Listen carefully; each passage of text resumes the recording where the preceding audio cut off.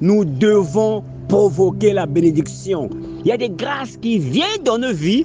C'est parce que nous avons fait quelque chose que personne à l'église, dans nos quartiers, dans nos familles, a eu l'intention de faire. Alléluia. La prière, c'est bien. Le jeûne, c'est bien. Le retraite, c'est bien. La consécration, c'est bien. Mais ici, la Bible nous montre clairement comment Isaac dit à son fils Ésaü qu'il doit lui préparer comme il aime. Alléluia. À ce moment-là, il recevra la bénédiction. Alléluia. Cette joie que tu crées là, cela débloque une certaine bénédiction qui vient faire l'exception dans ta vie. Mais cette bénédiction ne vient pas gratuitement. La Bible nous enseigne dans le livre de Genèse chapitre 27 à partir du verset 3. Ésaü avait l'habitude de préparer pour son papa. Il savait ce que son papa aimait. Il y a des bénédictions. Il y a des choses qui vont se passer dans ta vie. C'est parce que tu as fait quelque chose d'exceptionnel. C'est parce que tu as réjoui le cœur de Dieu.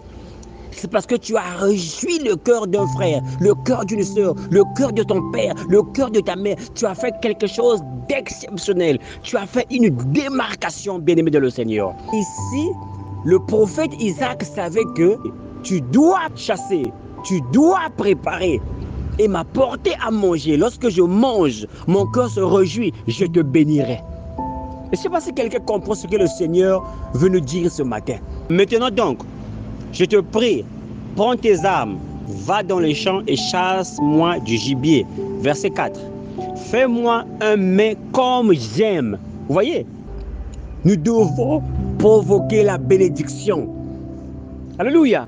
Observez dans nos assemblées, observons dans nos quartiers, observons dans nos familles. Il y a des choses qui sont là, qui peuvent débloquer des bénédictions dans ta vie.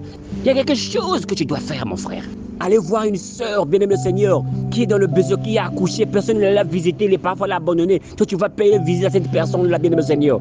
Ces choses-là déversent des bénédictions exceptionnelles. Il dit que comme j'aime, apporte-le-moi à manger afin que mon âme te bénisse avant que je meure. Vous voyez, il y a quelque chose qui devait être fait par Ésaü afin de pouvoir recevoir une bénédiction exceptionnelle de la part de son père.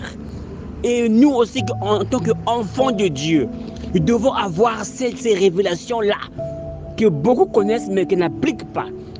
Et ce matin, Dieu m'a mis à cœur de venir vous informer, bien-aimés du Seigneur. Il y a des choses que vous devez faire. Nous devons sortir de la foule. Nous devons sortir de la masse. Nous devons sortir des congrégations et aller en avant et faire quelque chose d'exceptionnel.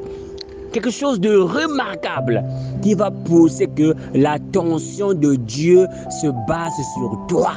Alléluia. Là où Dieu t'a mis pour le servir, dans cette petite église, là où Dieu t'a mis de servir, il y a des choses qui manquent. Ces choses-là déversent des bénédictions exceptionnelles dans nos vies. Tu visites ton pasteur, tu visites un frère qui est malade et tu fais quelque chose que personne n'a jamais fait, bien le Seigneur.